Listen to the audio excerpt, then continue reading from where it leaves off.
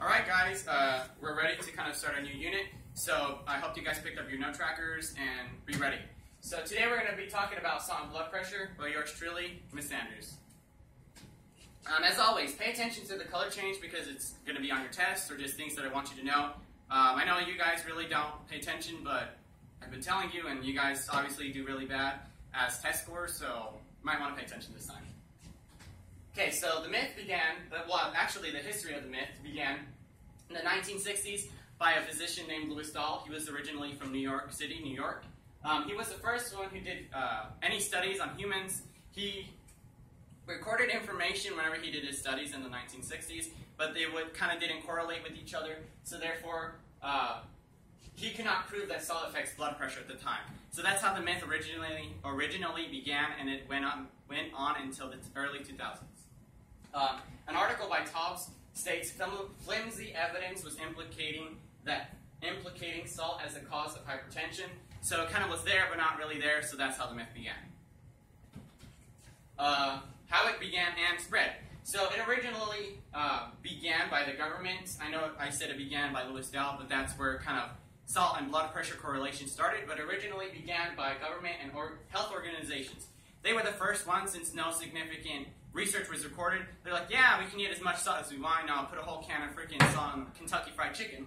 So they were the ones who actually started it and perpetuated it. Our parents, which are, well, not our parents, but the parents of the 60s, and our grandparents, essentially, they were the ones who listened to these health organizations. They were like, yeah, you know, there's no big effect, I can do whatever I want, you know, just whatever. So they ate it in large quantities, and that was really bad for them.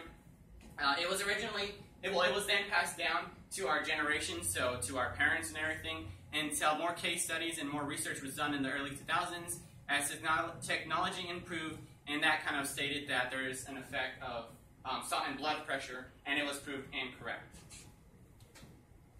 So how the myth is false. Today I'm going to be talking about three things. I'm going to be talking about blood pressure, obviously, because this is salt and how it affects blood pressure, arteries and vessels, and left ventricle mass thickness. As always, take out your note trackers that you guys picked up today before I started, and as always, like I've been saying, I will not do anything if there's no participation, because this hour really doesn't answer the questions and doesn't participate. So if I don't see you guys participating, I'm just going to freaking go through all the slides, and you can get your notes from Google Classroom. So we're going to start off with blood pressure. So blood pressure is said to be, by Dr. Ryan in a case study, that salt causes your body to hold on to water. So as we just learned in this last study with the kidney, our kidneys excrete water and they collect any kind of waste. So whenever large amounts of salt are in the kidneys, it really inhibits that function, so therefore it really can't happen. The body cannot excrete water from the body easily, and it just really is harmful for the body, and it causes hypertension, which is known as blood pressure.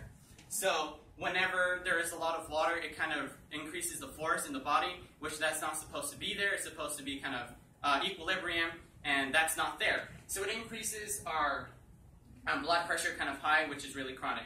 As we know, our normal blood pressure is between 120 over 80 and 140 over 90. Anything above or anything lower is just really harmful for the body, and we should know that, and if it's anywhere where it's not supposed to be, you guys should consult a doctor, because I don't want you dying in my classroom. And again, the diastolic number is the first number, which is the heart whenever it's pumping and contracting, and the systolic number is the second number, which is whenever the heart is at rest. Arteries and blood vessels, or blood vessels actually. Arteries and vessels are enlarged and restrict the blood flow. So that's really kind of what I was saying to. They kind of constrict and get really big, which is not supposed to happen. They're supposed to be a normal size so that they can, so that the blood can be pumped throughout the body at a normal pace, and just it works smoothly, essentially. They will have a tachycardic heartbeat, which is whenever the heart is beating rapidly, which is not supposed to be that way. That will increase your blood pressure. It exerts a force, more force actually, to move the blood to another place, which we don't need that. We need a blood pressure between 120 over 80 and a blood pressure between 140 over 90. That's how it's supposed to be. In another case study done by Rodner and McGregor, it is stated that reduction in salt intake causes a reduction in stiffness and thickness, which is referring to arteries and vessels, We don't need that thickness or stiffness, so that should not be there at all. Over time, the arteries can become severely enlarged or clogged, and that's just really not supposed to happen. It's not good. Drink water and flush excess salt out of the body. And Yee!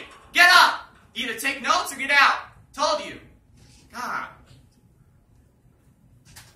Okay, left ventricle mass thickness. As we've talked about this before, it is stated also in another case study by Douglas and Kaplan that it is a thick wall thickness and increase in cavity size. It's not supposed to be that way. It's supposed to be a normal size, because if not, it inhibits that capability of the ventricle to push that blood out, and it's not going to happen.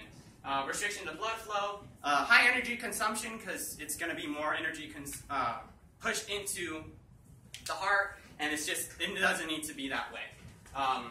And another citation from that is salt intake correlated with a reduction of left ventricle mass. It is correlated with each other, and you really don't need it, so it states right there, guys. I mean, do you listen or you don't listen? So the conclusion of this, the government is a lie. Not really. They just kind of lied to us in the beginning, and it's really not good for us. So, yeah. Salt is a leading is a leading factor in blood pressure, as stated, and my presentation is about that. So, just know that. And in an article by Tobbs again, it is stated the cause of hypertension and increase of risk of premature death. So, a lot of people die prematurely to this, and that's just don't eat salt, don't die, just live a happy life, have kids. I don't know. It's also an influence in heart attacks, strokes, kidney stones, and a lot more that I can care less about because I just want to be out of here. Want to be on. And the myth restated and busted. Yeah. So salt does have an effect on blood pressure and other bodily functions. So we'll just leave it at that.